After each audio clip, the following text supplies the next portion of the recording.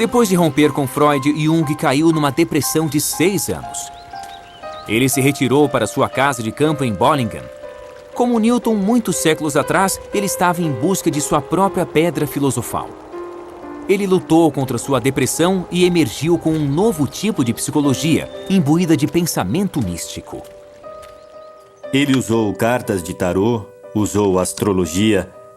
Mas mais importante do que cartas de tarô ou astrologia é que Carl Jung acreditava na intuição. Jung disse uma vez: o que o terapeuta faz é por seu paciente em contato com a intuição. E quando o terapeuta faz isso, seu trabalho está feito. Durante seu retiro, Jung concluiu que era pela astrologia, a alquimia, a mitologia e o I Ching que os primeiros magos investigavam a consciência humana. E deu seu grande salto, vendo a psique como um campo de energia muito maior do que a personalidade individual. Ele a chamou de inconsciente coletivo. O inconsciente coletivo inclui todas as coisas que não nos são pessoais, que nos transcendem, que são os conteúdos transpessoais e impessoais do inconsciente, que Jung chamou de arquétipos. São componentes tipicamente humanos, que não têm nada a ver conosco pessoalmente, não dizem respeito a experiências pessoais, não são sobre nossa mãe ou nosso pai, são sobre nossa própria ideia de mãe e pai. Tanto Jung como Freud praticaram os estados alterados da consciência usados por magos para obter seus maiores insights. Para Freud, era um método de associação livre. Para Jung, era um método de imaginação ativa, onde você deliberadamente induz a fantasia e fala sobre aspectos de você que estão personificados em formas imagéticas. É como no ocultismo, na mediunidade ou nas sessões, pensando que você fala com os mortos, quando na verdade você fala consigo ou com diversos eus interiores. Freud havia isolado a personalidade num pacote de neuroses, guiado apenas pela repressão sexual, ao passo que Jung levou o individual a um patamar maior, um lugar mais vasto da humanidade, com sentido e continuidade. Nós temos tanto o inconsciente pessoal como o inconsciente coletivo. O inconsciente pessoal está mais alinhado com a nossa alma e o inconsciente coletivo é a sabedoria, os arquétipos, os mitos, as universalidades que qualquer um pode tatear. Então todos temos nosso caminho pessoal e todos temos um caminho coletivo. As ideias de Jung inspiraram muitas práticas da nova era.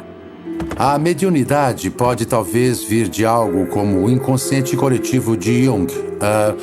Provavelmente a maioria dos médiuns diria que vem de um nível mais alto de sabedoria.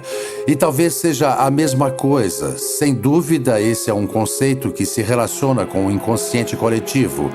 Mas a apresentação típica é como se uma entidade, uma alma desencarnada, um grupo delas que existisse em outra dimensão, decidisse nos ajudar ao incorporar sua sabedoria num de nossos amigos ou vizinhos. Universo e da mente foram disciplinas separadas. Em 1905, com 30 anos de idade, Jung conheceu um jovem alemão que trabalhava como escriturário num escritório de patente suíço, Albert Einstein.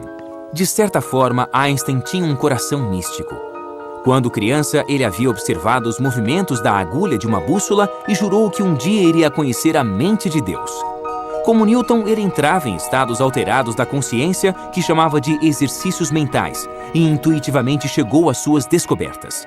Somente mais tarde, Einstein iria retomá-las com fórmulas e provas. Naquele ano, Einstein publicou 5 artigos sobre a nova física no jornal Annalen der Physik. Teorias que reescreviam as regras do universo. Nelas, ele apresentou a teoria da relatividade, defendendo que tempo e espaço são relativos, conceitos mutáveis, não absolutos. Newton desenvolveu aquelas maravilhas, a lei do movimento, da gravidade e outras que pareciam funcionar como um relógio, e deixou todo mundo contente, por mais revolucionário que fosse na época. Porque descobria-se que o mundo, o universo, era como um relógio gigante e que tudo funcionava de maneira ordenada.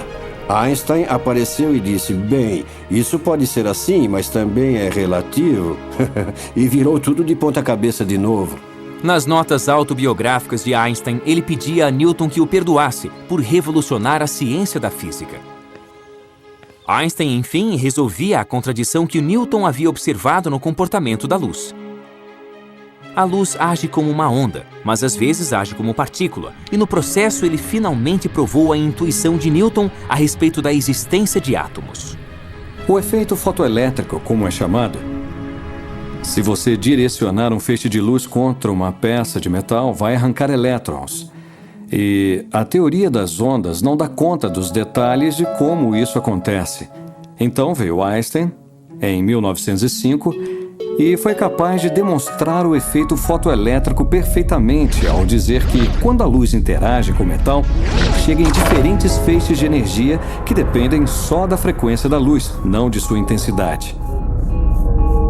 Então ainda é uma onda, pois frequência é um conceito de onda, mas age como partícula.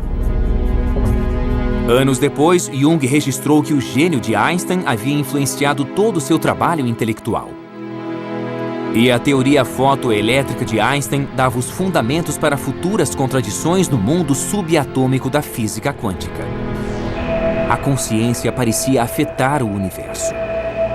Einstein tinha uma convicção basicamente filosófica, de que a teoria da física poderia ser completa, de que se você souber tudo o que há para saber sobre um sistema, você pode prever tudo o que vai se passar dali em diante. Na física quântica não há absoluto. Tudo muda de acordo com a observação. Há uma frase famosa de Einstein que é: Deus não joga dados com o universo, que ele repetiu tantas vezes que um de seus colegas, não sabemos quem, disse: dá para parar de dizer a Deus o que fazer? Einstein rejeitou a física quântica, mas a física quântica não poderia ser ignorada. Os conceitos do ocultismo iriam ajudar a entender algo sobre esse território não mapeado.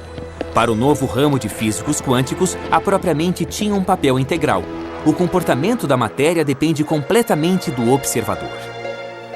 A ideia de que a física ou de que a realidade física é, de certa forma, um construto da mente ou que dependa dela, é certamente uma das maneiras de se interpretar a mecânica quântica, e esse é um dos motivos pelo qual se gera tanta discussão, porque algumas pessoas gostam muito dessa ideia e outras detestam. Os físicos quânticos chamam isso de problema do observador. Se apenas seres conscientes podem ser observadores, então estamos intimamente conectados à própria existência da realidade. Sem nós, haveria apenas uma superposição de possibilidades em expansão, com nada definitivo acontecendo de fato. 15 anos depois da publicação dos artigos revolucionários de Einstein, Wolfgang Pauli, mal saído da adolescência, escreveu uma exposição brilhante da teoria da relatividade de Einstein. Os dois pioneiros da mecânica quântica, Max Born e Niels Bohr, encorajaram Pauli a se juntar a eles em seu campo. As grandes questões se tornaram a obsessão de Wolfgang Pauli. Apesar de ser um homem difícil e perturbado, Pauli era um mestre da intenção. Os cientistas falavam do efeito Pauli. Seus colegas nos laboratórios experimentais de física diziam: Pauli, por favor, fique longe. Porque assim que ele chegava no laboratório, todos os experimentos paravam de funcionar. Eles diziam até mesmo que se Pauli chegasse à cidade num trem, os experimentos iriam parar de funcionar. Ele, como muitos outros que tomamos como grandes cientistas, era um propositor consumado. Ele podia projetar o que estava para acontecer, e acontecia de certa maneira. Ele era um dos mais criativos pensadores da mecânica quântica por isso. Pauli, como Newton, mergulhou fundo em seu trabalho e acabou tendo um colapso mental. Em 1948, ele foi ao recém-criado Instituto C.G. Jung em busca de ajuda do agora famoso psicólogo. Assim que ele entrou no quarto, o efeito Pauli ocorreu. De repente, um vaso caiu no chão. Ambos diriam mais tarde que, quando o vaso se estilhaçou, eles reconheceram seus destinos. Juntos, eles tentariam compreender o universo usando tanto a física quanto a psicologia.